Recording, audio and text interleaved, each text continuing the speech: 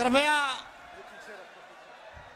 Rahul Gandhi Akhilesh Yadav, Rahul Gandhi Akhilesh Yadav, Priyanka Gandhi Akhilesh Yadav, Sonia Gandhi Akhilesh Yadav, India गठबंधन जिंदाबाद, India गठबंधन जिंदाबाद,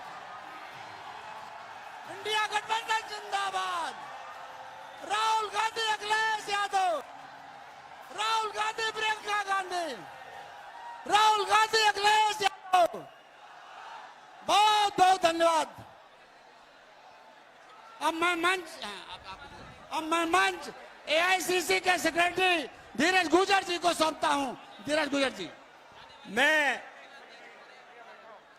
रायबरेली के कांग्रेस जिला अध्यक्ष श्री पंकज तिवारी जी और समाजवादी पार्टी के जिला अध्यक्ष वीरेंद्र यादव जी से आग्रह करूंगा कि आप आए और सम्माननीय राहुल गांधी जी को गमछा पहनाकर स्वागत करें और माला लेकर हमारे समाजवादी के विधायकगण, कांग्रेस के विधायक उम्मीदवार आए। कांग्रेस के हमारे विधायक उम्मीदवार सुशील पासी जी, सुधा जी,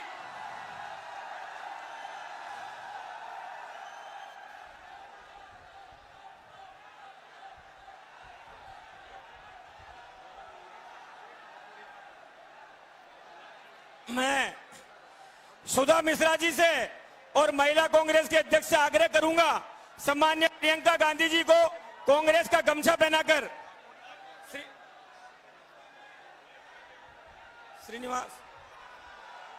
श्रीनिवास गमछा।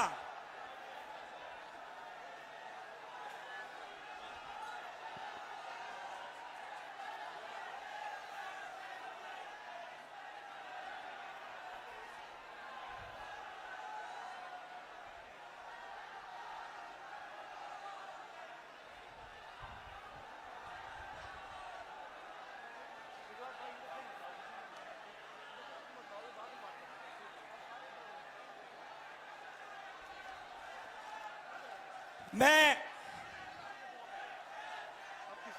स्वागत उद्बोधन के लिए मैं आमंत्रित करूंगा हमारे जिला अध्यक्ष पंकज तिवारी जी आए, कांग्रेस पार्टी के जिला अध्यक्ष पंकज तिवारी जी आए और स्वागत उद्बोधन प्रारंभ करें।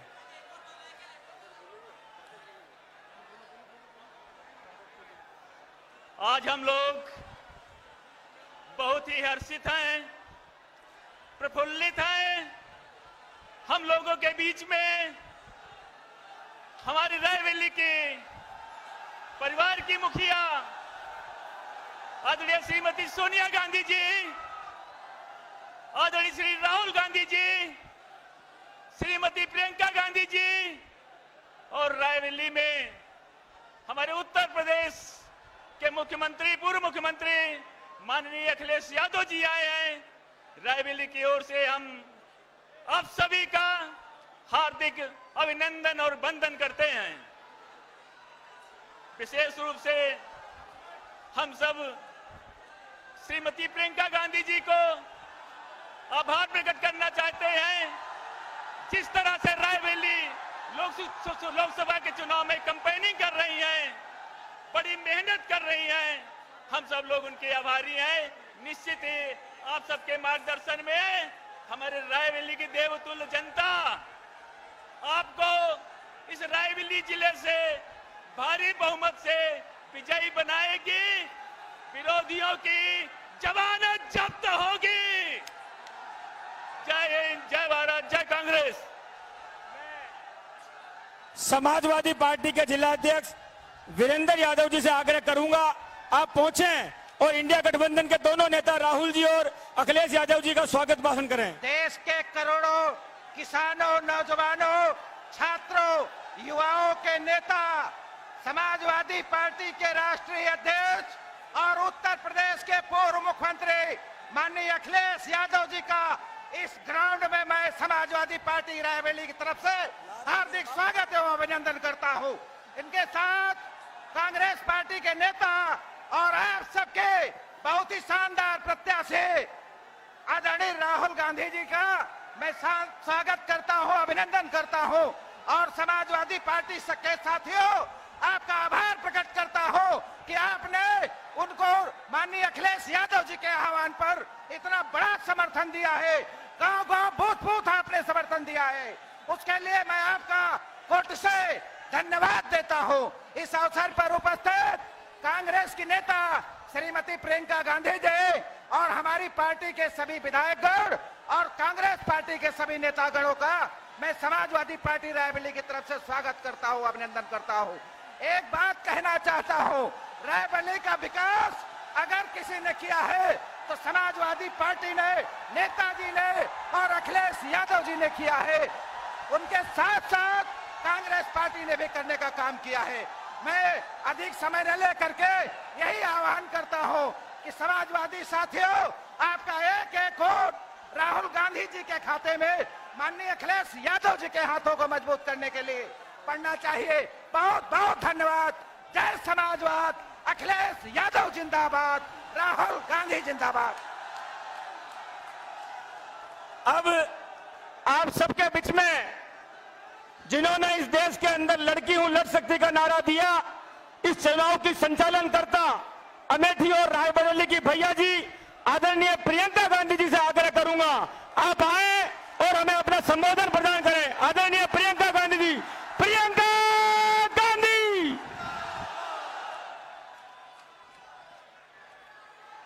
आदरणीय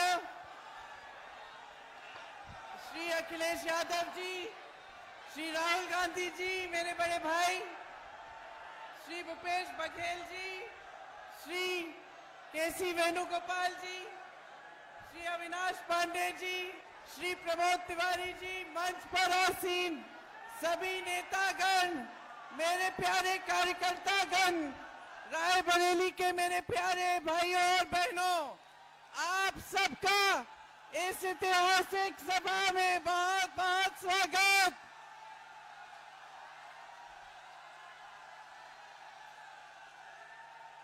पूरा देश देख रहा है। अखिलेश जी, राहुल जी, देखिए ये समाजवादी के कार्यकर्ता और कांग्रेस के कार्यकर्ता एक सेना बन के लड़ रहे हैं, एकजुट एक सेना बन के लड़ रहे हैं और इंडिया गठबंधन को यहाँ उत्तर प्रदेश से विजयी बनाएंगे। मैं आप सबको बहुत बहुत आभार प्रकट करना चाहती हूँ कि किस तरह से आपने इस चुनाव में पूरे देश को दिखाया है कि दो पार्टियां नहीं, आप एक सेना है। दिल से आप साथ में लगे, दिल से आपने काम किया।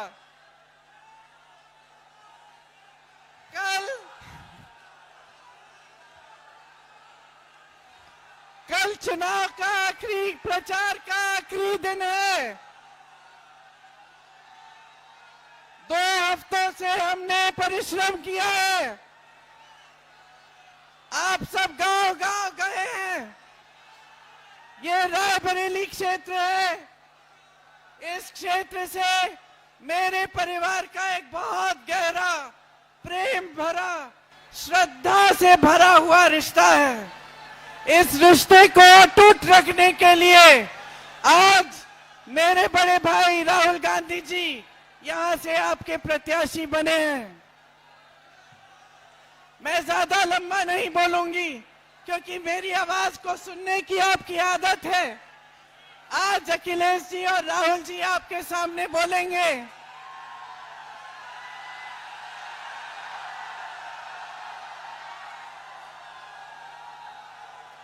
मैं सिर्फ इतना कहूंगी कि 10 सालों से इस देश का आम आदमी, इस देश का गरीब, इस देश का किसान प्रताड़ित है।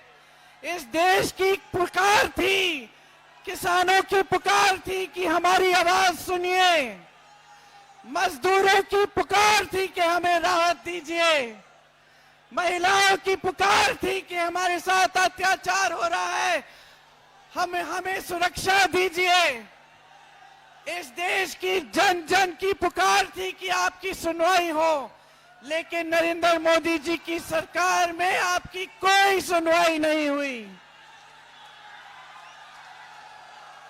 आज आज इस देश में आंधी उठी है, इस देश की आवाज है, इस देश की पुकार है कि ये भाजपा की तानाशाही, भाजपा की जो सत्ता के लिए सब कुछ करने वाली सरकार को हटाया जाए और एक नई चेतना से एक नई राजनीति देश में स्थापित हो।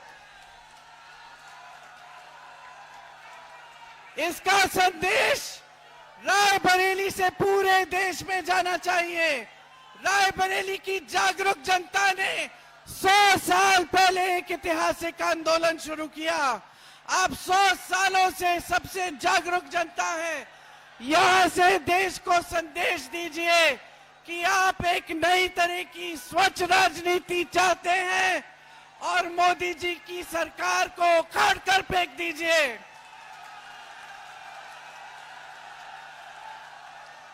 एक बार मेरे साथ जोर से कहिए, 5 लाख पार है, 5 लाख पार है। जय हिंद।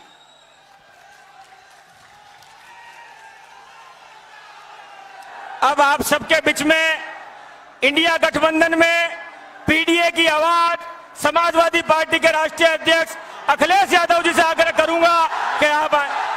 अखिलेश यादव जिंदाबाद, जिंदाबाद जिंदाबाद अखिलेश यादव जिंदाबाद, अखिलेश यादव जिंदाबाद, अखिलेश यादव जिंदाबाद, अखिलेश यादव जिंदाबाद।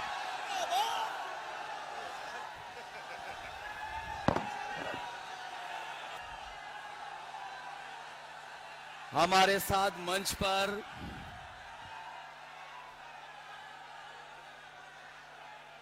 इस मंच पर उपस्थित कांग्रेस पार्टी के नेता और इस लोकसभा से प्रत्याशी हमारे और इंडिया गठबंधन के साथी राहुल गांधी जी यहां पर लगातार जनता के बीच में जनता को अपने साथ जोड़ने के लिए लगातार जनता के बीच में रहने का काम कर रही कांग्रेस पार्टी की नेता प्रियंका गांधी जी, मंच पर उपस्थित छत्तीसगढ़ के पूर्व मुख्यमंत्री बघेल जी, कांग्रेस पार्टी के वरिष्ठ नेता प्रमोद तिवारी जी, समाजवादी पार्टी के हमारे जिलाध्यक्ष वीरेंद्र जी, समाजवादी पार्टी से विधायक राजा देवेंद्र प्रताप सिंह जी, विधायक राहुल लोधी जी, हमारे बछरावा और हमारे दूसरे सभी हमारे पार्टी के विधायक नेतागण, कांग्रेस पार्टी के सभी वरिष्ठ नेतागण जो मंच पर दिखाई दे रहे हैं, और मैं देख रहा हूं कि जनसभा में बड़ी संख्या में कांग्रेस और समाजवादी पार्टी के सभी पदाधिकारी मुझे दिखाई दे रहे हैं। इस चुनावी जनसभा में उपस्थित हमारे किसान भाई, आदरणीय बुजुर्ग, माताएं, बहनें और बड़ी संख्या में नौजवान साथी पत्रकार बंधु, मैं सबसे पहले इस चुनावी जनसभा में उपस्थित आप सबका मैं बहुत बहुत धन्यवाद और आभार प्रकट करना चाहता हूं। मैं देख रहा हूं जहां से मैं चल करके आया हूं, जहां से मैं चल करके आया हूं, लगातार मुझे सड़कों पर जन सैलाब दिखाई दे रहा है जो अभी मैदान में नहीं पहुंच पाया है। इस मैदान में जहां पंडाल है, पंडाल के बीच मुझे लोग दिखाई दे रहे हैं। दाईं तरफ जहां कहीं छाया नहीं है, अपना गमछा सर पे रख करके, और दूर बाईं तरफ ये जो जन सैलाब दिखाई दे रहा है, ये आज फैसला कर रहा है कि राहुल गांधी जी न केवल जीतेंगे बल्कि देश की रिकॉर्ड जीतों में ये रायबरेली शामिल होने जा रहा है। और ये जन सैलाब बता रहा है, ये जन सैलाब ने रायबरेली की राय तय कर दी है। रायबरेली की यही राय है, भाजपा यहां से जाए। हम लोग अक्सर भाषणों में सुनते हैं हर जगह पर, देश के एक नेता हैं जो हर जगह पर अपना झूठा रिश्ता निकाल लेते हैं। एक देश के नेता हैं, बहुत बड़े नेता, जहां जाते हैं वहां पर अपना एक झूठा रिश्ता निकाल लेते हैं। वो भी देख लें और सुन लें कि राहुल गांधी जी का सच्चा रिश्ता रायबरेली से है।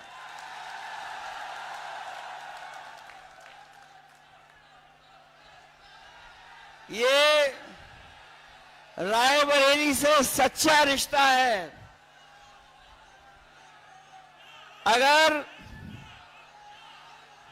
रा से रायबरेली है तो रा से राहुल भी है। जो लोग गिनती नहीं समझ पाते हैं वो भी गिनती समझ लें, एक और एक 11 हो गया है और बीजेपी 9-2-11 हो गई है।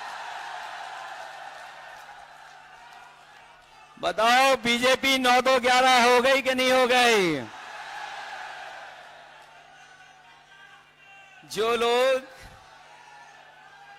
4 चरणों का चुनाव देख चुके होंगे वो जानते होंगे कि अब भारतीय जनता पार्टी 4 चरणों में चारों खाने चित हो गई है। ये भाजपा का रथ, ये जो भाजपा के लोग घूम रहे हैं, इस बार उत्तर प्रदेश में फंसे नहीं हैं। इस बार जनता ने इन्हें, बताओ जनता ने इन्हें फंसा दिया कि नहीं फंसा दिया? इनका रथ धस गया कि नहीं धस गया? और याद रखना, ये बीजेपी वाले वही लोग हैं जो किसानों के ऊपर 4 काले कानून लागू कर रहे थे। काले कानून लागू कर रहे थे, याद है कि नहीं याद है? हमारे किसानों को खड़ा होना पड़ा, लड़ना पड़ा, हजारों शहीद हुए, लेकिन पीछे नहीं हटे। किसान तभी पीछे हटा जब सरकार ने काले कानून वापस ले लिए। किसानों पे काले कानून लागू करने वाले भारतीय जनता पार्टी के लोग न केवल उनकी जमीन कब्जा करना चाहते थे, खेत, बल्कि उनकी पैदावार की भी लूट करना चाहते थे।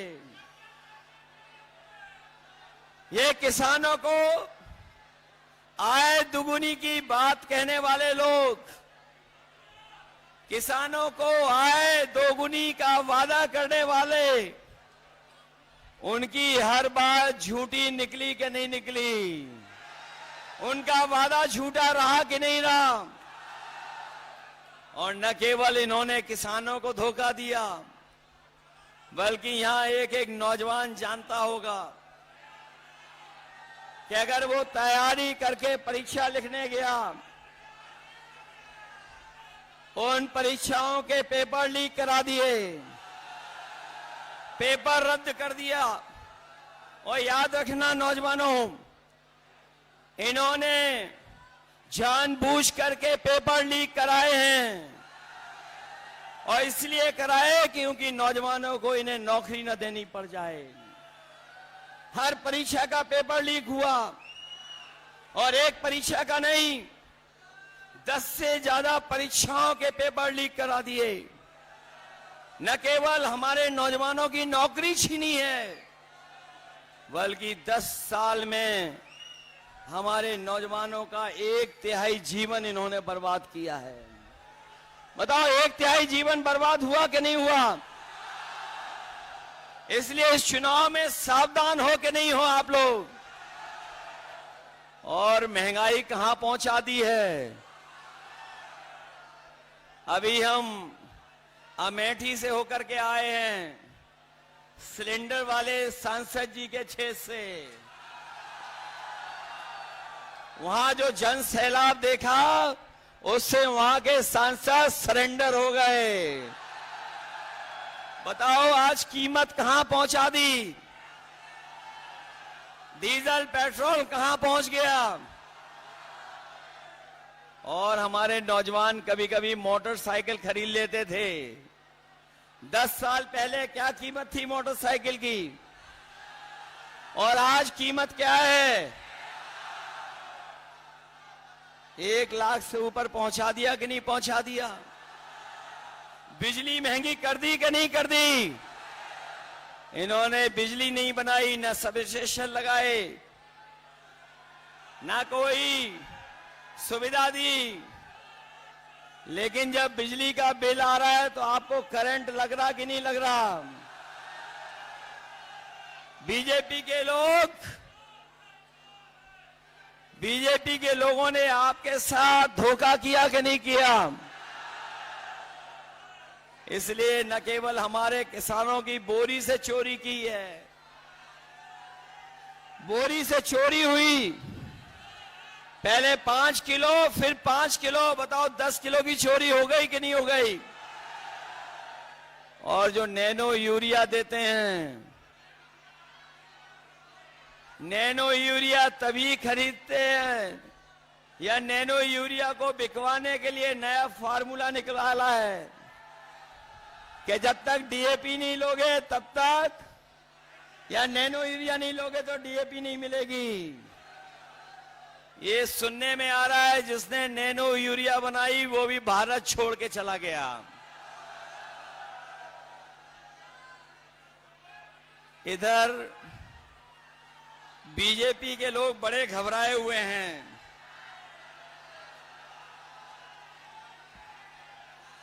ये बीजेपी के लोग बड़े घबराए हुए हैं, और दिल्ली वालों ने जब से सुना है कि इंडिया गठबंधन गरीबों के लिए फैसले ले रहा है, ये दिल्ली वालों ने जब से सुना है, दिल्ली वालों ने जब से सुना कि गरीबों के लिए फैसले होने जा रहे हैं, तब से वो आपके प्रत्याशी के खटाखट खटाखट खटाखट की नकल करने लगे हैं। वो कह रहे हैं कि हम लोग विदेश चले जाएंगे, लेकिन हमारे देश की जनता जागरूक है। वो जानती है कि उन्होंने कुछ साल पहले ही अपने खासम खास लोगों को एक के बाद एक विदेश भेजने का काम किया था। बताओ, उनके जो मित्रगण थे या साथी थे, एक के बाद एक खटाखट खटाखट खटाखट विदेश भाग गए कि नहीं भाग गए।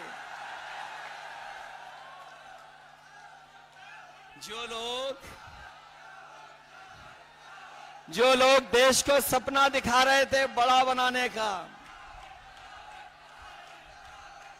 बताओ कर्जे में डुबा दिया देश को कि नहीं डुबा दिया। और अब ये जनता कह रही है इनसे अब जनता इनसे कह रही है कि अब आपको हटा देंगे, फटाफट फटाफट फटाफट। बताओ इन्हें हटा दोगे कि नहीं हटा दोगे? और जो कहते थे कि ना खाएंगे ना खाने देंगे, याद है कि नहीं याद है?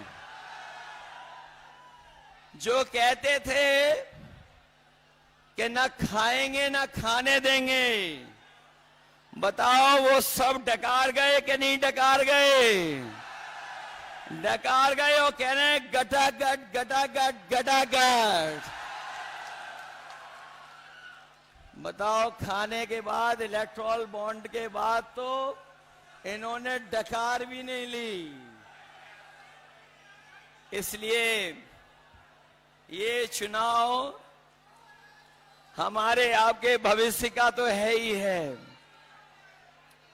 ये हमारे आपके भविष्य का चुनाव तो है ही है। इसके साथ साथ ये हमारे आने वाली पीढ़ी के भविष्य का भी चुनाव है।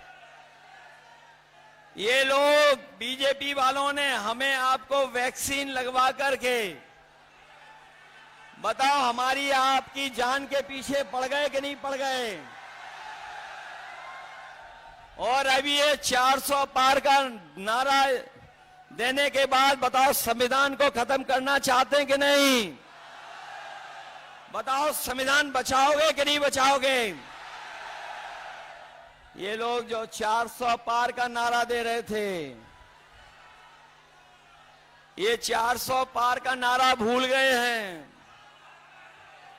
और आप देख लेना, जैसे जनता का गुस्सा बढ़ता जा रहा है, हर चरण में जनता का गुस्सा इनके खिलाफ बढ़ता चला जा रहा है। 7वें चरण में जनता का गुस्सा 7वें आसमान पे होगा। इन्होंने किसान, नौजवान, व्यापारी और संविधान, हर एक वर्ग को धोखा दिया। यही देश के प्रधान सांसद आए थे और कह रहे थे हम छुट्टा जानवर की समस्या का समाधान कर देंगे। हमारे किसानों को खेतों पे तार लगवाने पड़ गए। आए दिन किसी की जान जा रही है, कोई सुरक्षित नहीं बचा है। और अब तो ये जो 400 पार का नारा देने वालों को जनता कह रही है, और देश की 140 करोड़ की जनता कह रही है कि इस बार इनको 140 सीटों के लिए भी तरसा देंगे, क्योंकि इन्होंने आरक्षण भी हमारा छीनने का काम किया है। ये हमारे 69,000 वाले शिक्षक भर्ती, ये जानते होंगे, शिक्षा मित्र वाले जानते होंगे, या जिन्होंने तमाम नौकरियां की परीक्षा लिखी वो जानते होंगे कि इस सरकार में सब उल्टा पुल्टा हो रहा है। न केवल नौकरी छीनी जा रही है, नौकरी ना दें जिससे हम आरक्षण नहीं देना चाहते हैं, वहीं 69,000 वाले हर जगह पर बैठे रहे, सालों साल आंदोलन किया, लेकिन उसके बाद भी उन्हें न्याय नहीं मिला। हम अपने किसान, नौजवान और आम लोग कह के जा रहे हैं, ये इंडिया गठबंधन और समाजवादी लोग आने वाले समय में 4 जून के बाद जब बदलाव होगा तो आपकी हर समस्या का समाधान हम लोग करने का काम करेंगे। इसलिए आप सबसे मैं अपील करने आया हूं, आप सबसे मैं अपील करने आया हूं, ये चुनाव रायबरेली का पूरा देश देख रहा है, पूरे देश की निगाहें लगी हुई हैं, और विशेष हम अपने समाजवादी साथियों से कहेंगे जो यहां पर हैं सभा में, और जो हमारे मंच पे भी साथी बैठे हैं, कि सब लोग मिलकर के कांग्रेस पार्टी के प्रत्याशी राहुल गांधी जी को ऐतिहासिक वोटों से जिता देना। और जब देश की बड़ी जीतों की गिनती हो, जब देश के बड़ी जीतों की गिनती हो, तो उस गिनती में भी समाजवादियों और रायबरेली को शामिल कर देना। बताओ कितने वोट से जिताने जा रहे हो? उसके लिए घबराओगे तो नहीं आप लोग। सुना है बीजेपी का जो प्रत्याशी है वो भू माफिया है।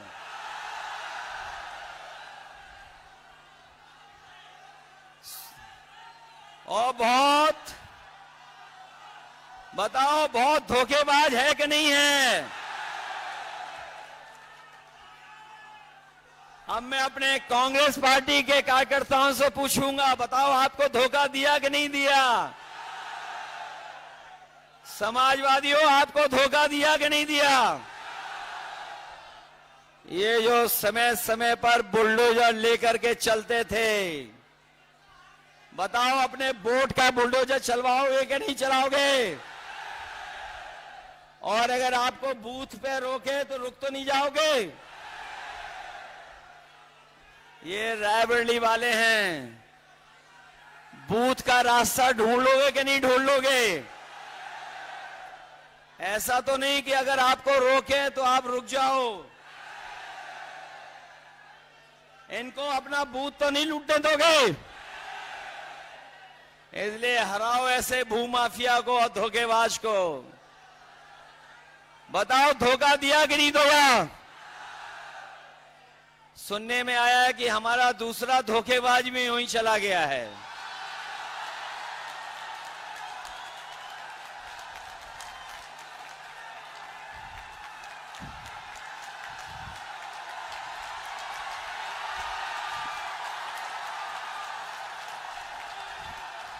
और ये जो अभी अभी गया है धोखेबाज, उसकी खासियत है, जो अभी अभी धोखेबाज गया उसकी एक बहुत अच्छी खासियत है कि वो जहां जाता है वहीं गड्ढा खोदता है। इसलिए सावधान हो के नहीं हो। आपके एक वोट से लाखों वोट से तो राहुल गांधी जी जीतेंगे ही जीतेंगे। लेकिन इन धोखेबाजों से भी हिसाब किताब होगा। मैंने सुना है कि कोई धोखेबाज जो समाजवादियों को धोखा दे करके अपने घर पर 2 नंबर वाले नेता को बुलाया था।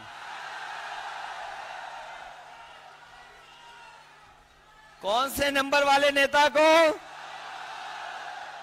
अरे भाई मैं नहीं बोल सकता 2 नंबरी नेता।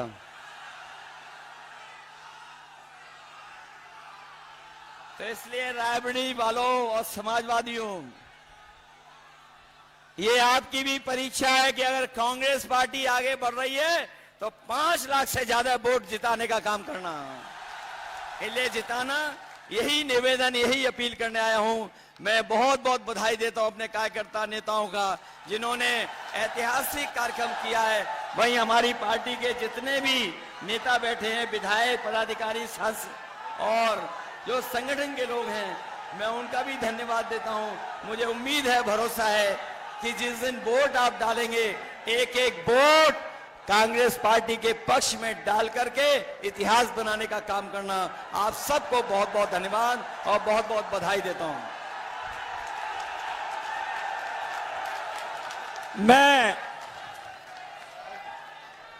इस देश के अंदर भारत जोड़ो और भारत जोड़ो न्याय यात्रा के माध्यम से विश्व कीर्तिमान बनाने वाले नेता, नफरत के बाजार में मोहब्बत की दुकान खोलने वाले, इस देश में संविधान के रक्षक आदरणीय राहुल गांधी जी से आग्रह करूंगा, आप आए। राहुल गांधी,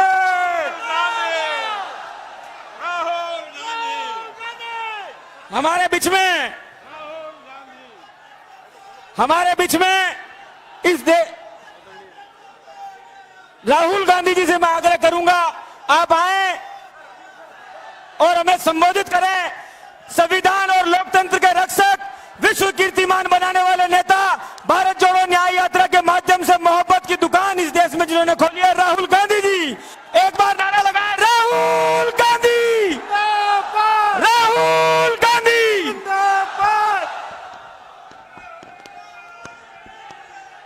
अखिलेश यादव जी,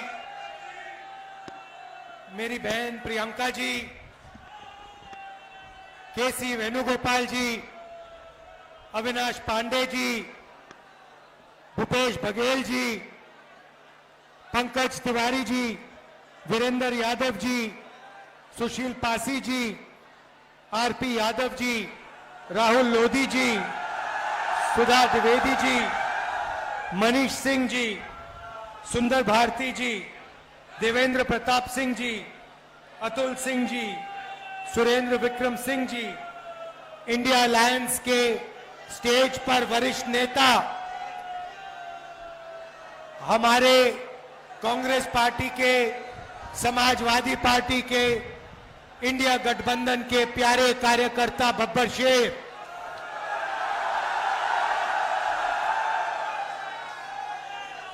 मैंने अपनी जिंदगी में इतने बब्बर शेर एक जगह कभी नहीं देखे पहले। आमतौर से बब्बर शेर जंगल में अकेले घूमते हैं, एक साथ नहीं आते। यहां पे हजारों बब्बर शेर एक साथ खड़े हो गए हैं। और कहना पड़ेगा भाइयों और बहनों, बब्बर शेरों, आप सबका स्वागत। और कहना पड़ेगा कि मीडिया के हमारे मित्रों, आपका भी यहां बहुत बहुत स्वागत। मगर भाई, ये जो मीडिया के मित्र हैं, हमारे मित्र नहीं है, अखिलेश जी और मेरे नहीं है। ये नरेंद्र मोदी जी के और अदानी के मित्र हैं, अंबानी के मित्र हैं। आपने देखा होगा, अगर आप किसी भी व्यक्ति से पूछो कि हिंदुस्तान में क्या मुद्दे हैं, वो आपको बोलेगा बेरोजगारी, महंगाई, भागीदारी।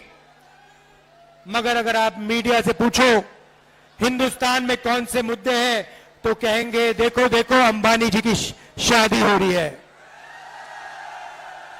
देखो देखो नरेंद्र मोदी ने क्या बोला, कोविड के समय बोला थाली बजाओ, देखो देखो क्या कमाल की बात बोली। कोविड आता है, गंगा में लाशों के ढेर लग जाते हैं, प्रधानमंत्री कहते हैं भाइयों और बहनों, मोबाइल फोन की लाइट जलाओ, थाली बजाओ, और मीडिया के मित्र कहते हैं वाह वाह वाह वाह वाह वाह वाह, क्या बात बोली प्रधानमंत्री ने, क्या बात बोली। मगर अब काफी मजा आ रहा है, क्योंकि जो भी मैं चाहता हूं मैं प्रधानमंत्री के मुंह से बुलवा सकता हूं। मैंने कहा नरेंद्र मोदी जी, आप अदानी अंबानी का नाम कभी नहीं लेते हो। 2 दिन बाद नरेंद्र मोदी जी कहते हैं अदानी अंबानी।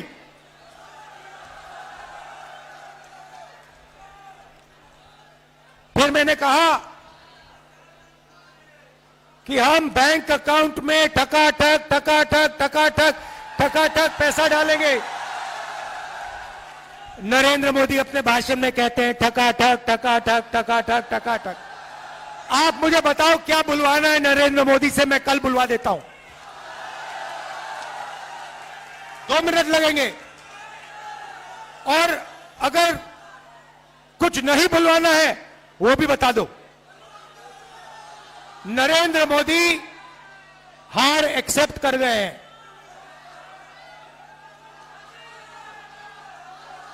जैसे कहते हैं ना गुड बाय, बस हो गई गुड बाय नरेंद्र मोदी जी की। मैं आपको लिख के दे रहा हूं, 4 जून नरेंद्र मोदी हिंदुस्तान के प्रधानमंत्री नहीं रहेंगे। और इसका भाई और बहनों कारण है, ये ऐसे ही नहीं हुआ। नरेंद्र मोदी जी ने हिंदुस्तान के गरीब लोगों का अपमान किया है। 22 लोगों का 16 लाख करोड़ रुपया उन्होंने कर्जा माफ किया। भाई और बहनों, 24 साल का मनरेगा का पैसा नरेंद्र मोदी ने 22 लोगों को दिया। यूपीए की सरकार थी, हमने हिंदुस्तान के सब किसानों का कर्जा माफ किया था। अगर आप उतना ही पैसा 24 बार किसानों का कर्जा माफ करो, उतना पैसा नरेंद्र मोदी ने 22 लोगों को दिया। किसानों का अपमान किया, काले कानून लाए, मजदूरों को कोविड के समय घर पैदल भेजा। हजारों किलोमीटर मजदूर पैदल चल रहे थे और नरेंद्र मोदी कहते हैं, भाई और बहनों, थाली बजाओ, थाली बजाओ, थाली बजाओ। इसीलिए 4 जून नरेंद्र मोदी प्रधानमंत्री नहीं होंगे। इंडिया की सरकार आएगी और वो सरकार आपकी सरकार होगी। किसानों की, मजदूरों की, छोटे व्यापारियों की, युवाओं की सरकार होगी। भाई और बहनों, युवा ने, और मैं भाई पूरे देश में मीटिंग कर रहा हूं, पूरे देश में युवा ने मन बना लिया है, नरेंद्र मोदी नहीं चाहिए, नहीं चाहिए, नहीं चाहिए।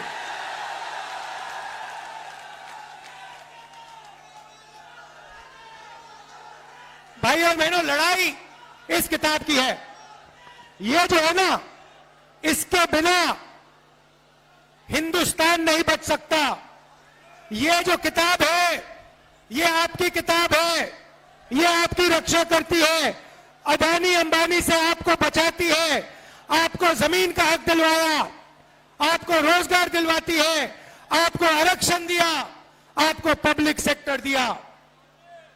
इस किताब को बीजेपी के लोग खत्म करना चाहते हैं, फाड़ के फेंकना चाहते हैं। मैं आप सबके साथ मिलके बीजेपी और आरएसएस के लोगों को कहना चाहता हूं, आप लोग सपने मत देखो, इस किताब को कोई नहीं मिटा सकता है।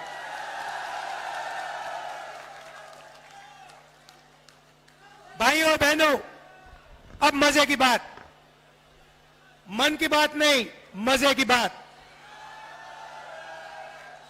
4 जून हिंदुस्तान के रायबरेली के सबसे गरीब परिवारों की लिस्ट बनेगी।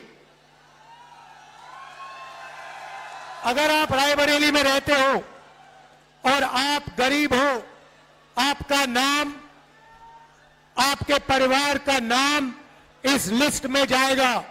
ये लिस्ट हर स्टेट में, हर डिस्ट्रिक्ट में, पूरे देश में बनेगी। हर गरीब परिवार में से एक महिला का नाम चुना जाएगा। करोड़ों महिलाओं के नाम चुने जाएंगे और हर महिला के बैंक अकाउंट में 10 नहीं, 20,000 नहीं, 50,000 नहीं, 90,000 नहीं, 1 लाख रुपया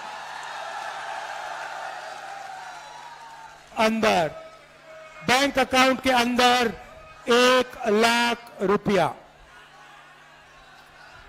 हर महीने आप जगोगे, रायबरेली के लोग जगेंगे, किसान, मजदूर, मनरेगा करने वाले, आशा, आंगनवाड़ी में जो महिलाएं काम करती हैं, ये सब उठेंगे। 4 जून इंडिया की सरकार बनेगी और 4 जुलाई 9 बजे सुबह लाखों परिवारों के बैंक अकाउंट में 8,500 रुपए कड़ाक से अंदर जाएगा।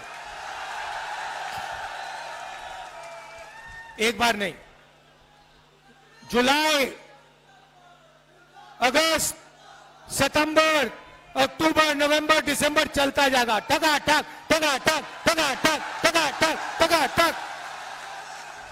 भाई और बहनों, करोड़ों लाखपति बनाने हैं, करोड़ों लाखपति बनाने हैं रायबरेली में, उत्तर प्रदेश में, हिंदुस्तान में। इन्होंने 22 अरबपति बनाए, मैं आपको बता रहा हूं हम करोड़ों लाखपति बनाएंगे, हर साल लाखों रुपए बैंक अकाउंट में। इसीलिए नरेंद्र मोदी घबराए हुए हैं। उन्होंने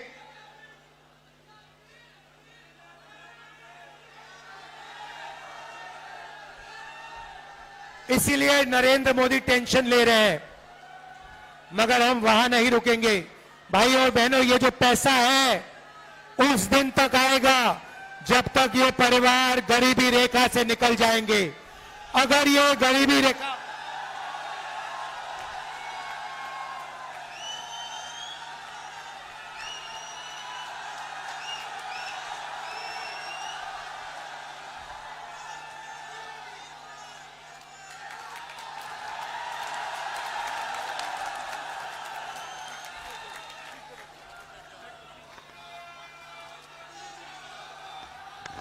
तो ये पैसा उस दिन तक जाएगा जब तक ये परिवार गरीबी रेखा से नीचे होंगे। आप सोचिए, लाखों महिलाओं के बैंक अकाउंट में लाख रुपए साल के। किसानों को नरेंद्र मोदी ने 3 काले कानून दिए, सारे के सारे किसान सड़क पे उतर आए।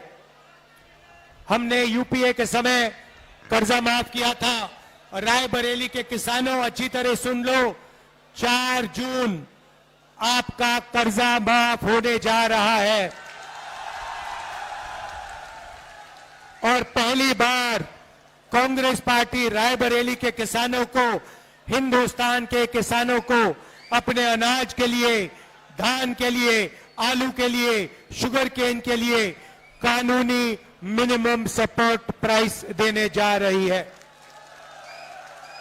चिप्स के पैकेट के लिए सही दाम मिलता है, जो भी आप खरीदते हो उस पर लिखा होता है, सही दाम लिखा होता है। मगर जब किसान अपना धान, शुगर केन, कपास बेचने जाता है, उसे सही दाम नहीं मिलता। इसीलिए हम गारंटी करके कानूनी मिनिमम सपोर्ट प्राइस हिंदुस्तान के किसानों को देने जा रहे हैं।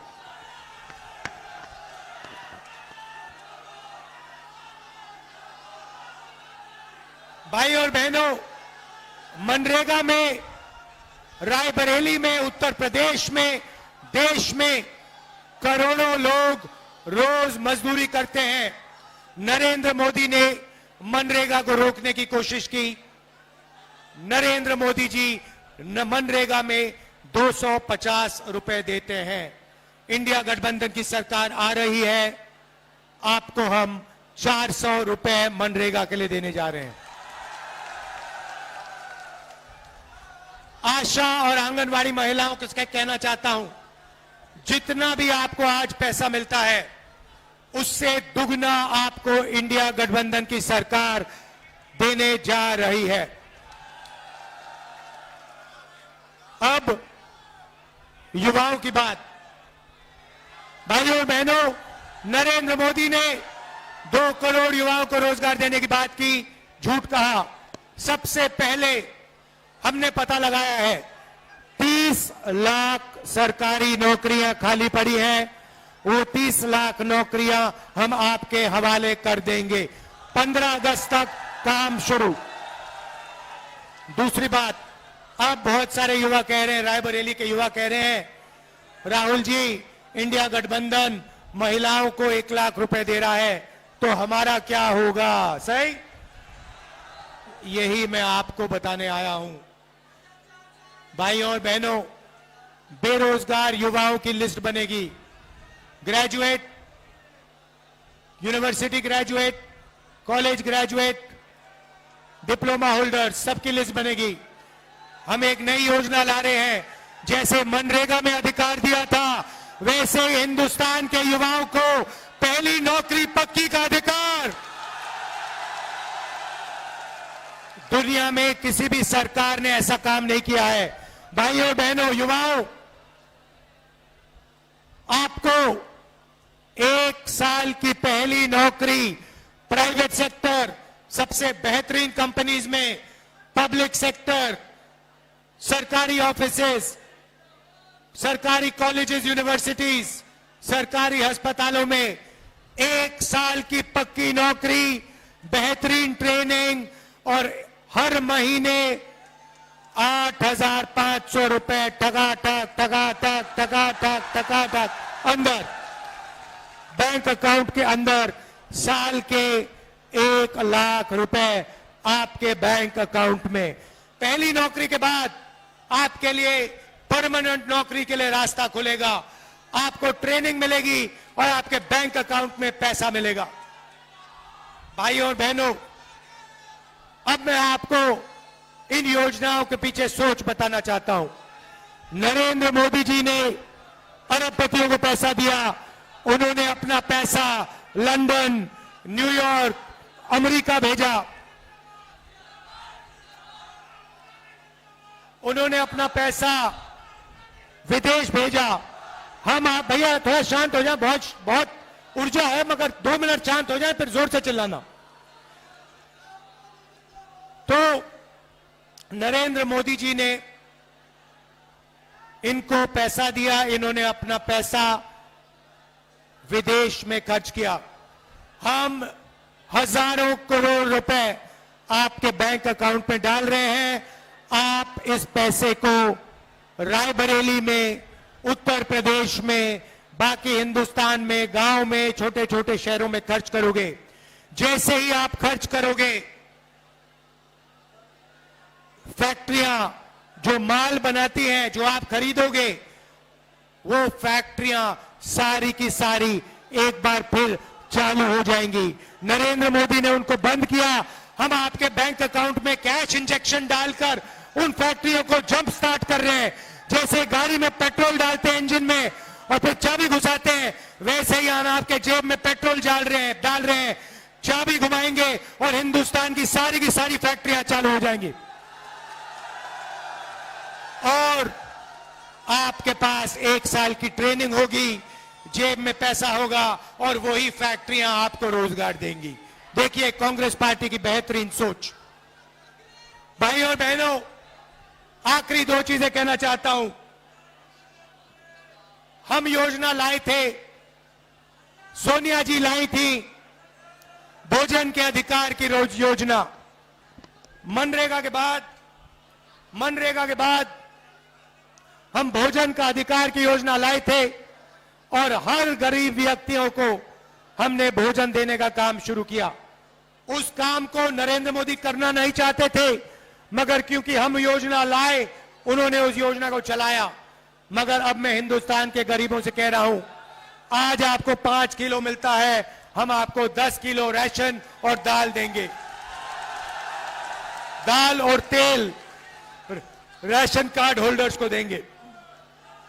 भाइयों और बहनों, आखिरी और शायद सबसे जरूरी बात, मेरा और मेरे परिवार का आपके साथ 100 साल पुराना रिश्ता है। आप मेरी स्पीचेस देख लो, मेरी स्पीचेस में जो भी मैं कहता हूं, मैं सच्चाई बोलता हूं। मैं 2 करोड़ युवाओं को रोजगार देने की बात नहीं बोलता हूं, मगर जो मेरे मुंह से निकलता है वो सच्चाई होती है। अगर मैं कुछ कहता हूं तो मैं वो करके दिखाता हूं, रुकता नहीं। भाइयों और बहनों, कन्याकुमारी से कश्मीर तक 4000 किलोमीटर नफरत के बाजार में मोहब्बत की दुकान खोलने वाला आदमी हूं।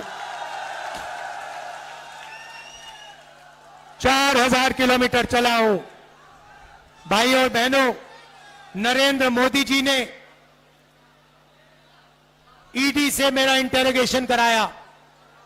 55 घंटे ईडी ने इंटेरोगेशन कराया, सरकारी घर छीन लिया, लोकसभा की सदस्यता रद्द कर दी।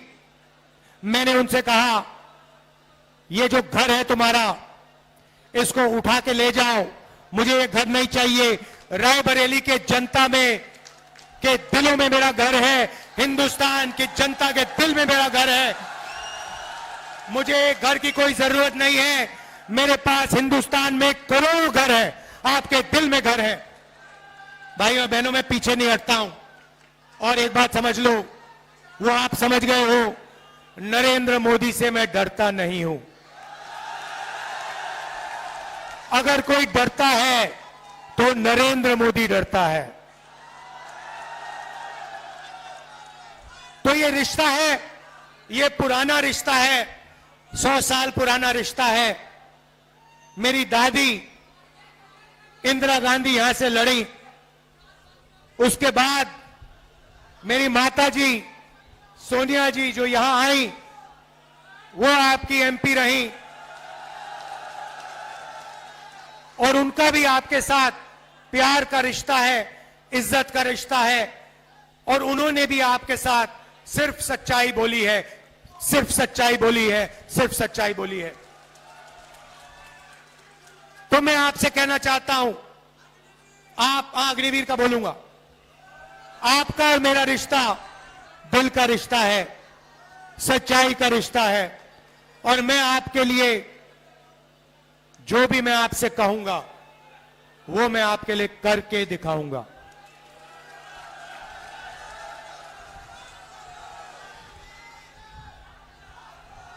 बहुत विकास किया,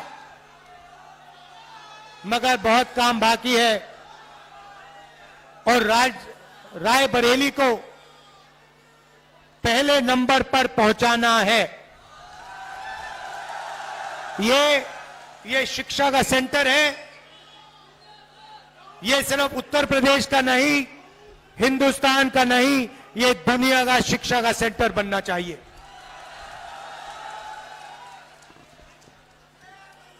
अग्निवीर के 2 शब्द कह देता हूं।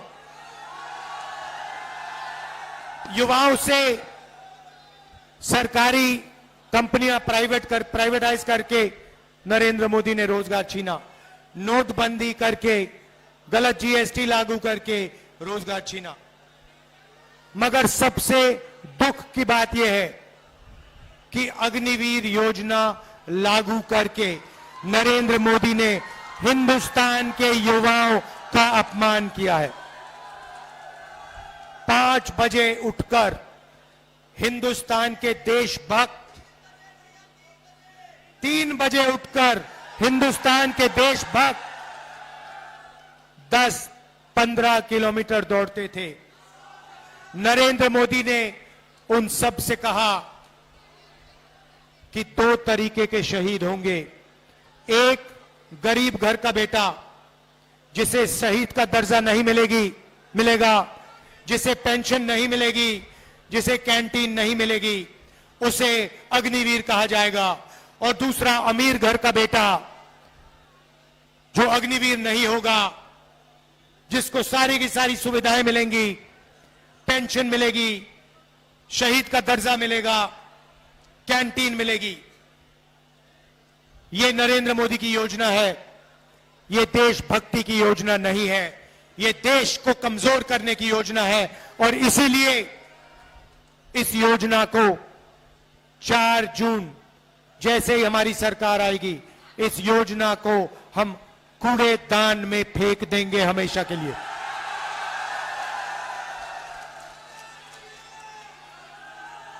कूड़ेदान में अग्निवीर योजना को उठा के फेंक देंगे। शहीद होंगे तो एक तरीके के शहीद होंगे। जवान होगा तो पेंशन मिलेगा, जवान होगा तो कैंटीन मिलेगी, जवान होगा तो परिवार की रक्षा होगी। हम ऐसे जवान नहीं चाहते जिनकी रक्षा नहीं होगी, जिनको पेंशन नहीं मिलेगी, जिनको शहीद का दर्जा नहीं मिलेगा। सबके दिल में देशभक्ति की भावना है, उस भावना की रक्षा करना है। अग्निवीर योजना उस भावना का अपमान करता है, हम इसको एक्सेप्ट कभी नहीं करेंगे। अग्निवीर योजना को खत्म कर देंगे। मैं आप सबका, देखिए इतना जोश है आप में, इतना जोश है, मैंने आज तक इस कैंपेन में किसी मीटिंग में नहीं देखा। अगर आप थोड़ी और जोर से चिल्लाओगे ये छत उड़ जाएगी। दिल से आपका धन्यवाद करता हूं। आपने इतना प्यार दिया, इतना प्यार दिया, मैं बहुत आभारी हूं। सोनिया जी, प्रियंका जी, अखिलेश यादव जी, आप यहां आए, आपने मेरा समर्थन किया, दिल से आपका धन्यवाद करता हूं। और मेरी जो बहन है, जो दिल से प्रियंका का धन्यवाद करता हूं। नमस्कार, जय हिंद। अब हम सबके बीच में त्याग, समर्पण और देश सेवा की प्रतिमूर्ति आदरणीय सोनिया गांधी जी से आग्रह करूंगा, हम सबको संबोधित करें और अपना आशीर्वाद प्रदान करें। सबसे मेरा आग्रह है, शांतिपूर्वक हम सुनेंगे आदरणीय सोनिया गांधी जी। राहुल, अखिलेश यादव जी, केसी वेणुगोपाल जी, प्रियंका, भूपेश बघेल जी, अविनाश पांडे जी, प्रमोद तिवारी जी, मंच पर सभी उपस्थित नेतागण, आप कार्यकर्तागण, रायबरेली के मेरे परिवारजनों, मुझे खुशी है कि आज काफ़ी समय के बाद आपके बीच आने का मौका मिला है। मैं हृदय से आपकी आभारी हूँ। आपके सामने मेरा सिर श्रद्धा से झुका हुआ है। 30 साल तक एक सांसद के रूप में आपने मुझे सेवा करने का अवसर दिया। ये मेरे जीवन की सबसे बड़ी पूंजी है। रायबरेली मेरा परिवार है, वैसे अमेठी भी मेरा घर है। न सिर्फ मेरे जीवन की कोमल यादें यहाँ से जुड़ी हुई हैं, बल्कि पिछले 100 साल से हमारे परिवार की जड़ इस मिट्टी से जुड़ी हुई है। गंगा माँ की तरह पवित्र यह रिश्ता अवध और रायबरेली के किसान आंदोलन के साथ शुरू हुआ और आज तक कायम है। इंदिरा जी के दिल में रायबरेली के लिए एक अलग जगह थी। मैंने उन्हें काम करते हुए करीब से देखा। उनके मन में आपके प्रति असीम लगाव था। मैंने राहुल और प्रियंका को वही शिक्षा दी जो इंदिरा जी ने और रायबरेली की जनता ने मुझे दी।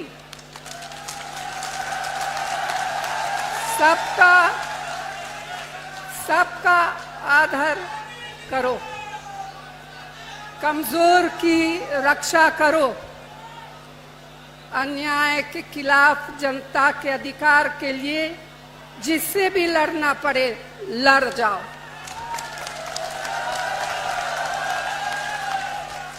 डरना मत, क्योंकि संघर्ष की तुम्हारी जड़ें और परंपराएं बहुत मजबूत है। मेरा आंचल जीवन भर आपके आशीर्वाद और प्रेम से भरा रहा है। आपके प्रेम ने मुझे कभी अकेले नहीं पड़ने दिया। मेरा सब कुछ आपका दिया हुआ है। तो भाई और बहनों, मैं आपको अपना बेटा सौंप रही हूँ।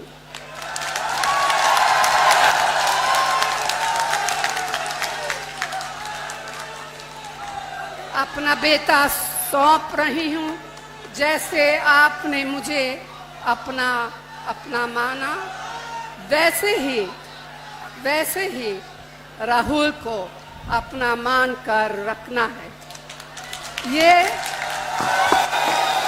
राहुल आपको निराश नहीं करेंगे। और इस सभा में आने के लिए मैं दिल से आप सभी को धन्यवाद देती हूँ। धन्यवाद। जय हिंद। मैं एक बार मेरा आग्रह है, सब लोग बैठ जाएंगे। मैं साथियों से आग्रह करूंगा, एक बार म्यूजिक बंद। मैं साथ आग्रह करूंगा विजय अग्निहोत्री जी, मोहम्मद इलियास जी, ओपी श्रीवास्तव जी, शत्रुघ्न सोनकर जी, आरपी यादव जी, अशोक सिंह जी और अजयपाल सिंह जी आए और इस देश में त्याग, समर्पण और देश सेवा की प्रतिमूर्ति आदरणीय सोनिया गांधी जी का स्वागत करें। सोनिया गांधी जी का स्वागत करें।